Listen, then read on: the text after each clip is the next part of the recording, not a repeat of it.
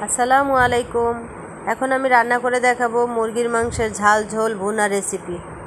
প্রথমে কড়াইতে তেল গরম করে জিরা ফোড়ন দিলাম, এরপরে দিলাম তেজপাতা, এলাচি, লবঙ্গ, দারচিনি। তারপরে আলুগুলোকে একটু লাল লাল করে ভেজে নিব। মরিচ, হলুদ, লবণ আর জিরার গুঁড়ো একসাথে এগুলো মাংসের মধ্যে ঢেলে দিব, যাতে পুড়ে না যায় সেজন্য একটু পানি দিয়ে দেব এবং সাথে দেব পেঁয়াজ বাটা, রসুন বাটা, আদা বাটা। এগুলো আমার কিন্তু জিরা এবং শুকনো মরিচের গুঁড়ি এগুলো আমার নিজের হাতে ব্লেন্ডারে করা। এরপর সব কিছু কষিয়ে সুন্দর করে ঢেকে দিব। এভাবে ঢাকনা দেব, কষাতে থাকবো তেল না ওঠা পর্যন্ত।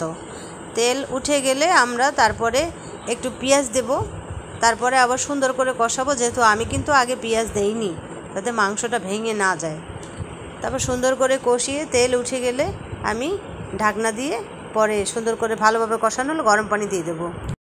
গরম পানি অ্যাড করার পরে যখন ঝোলটা ঘন হয়ে আসবে তখন লবণ বা মশলা সব কিছু চেক করে দেখে তারপর উঠিয়ে ফেলবো। হয়ে গেল আমার মুরগির মাংসের ঝাল ঝোল ভুনা।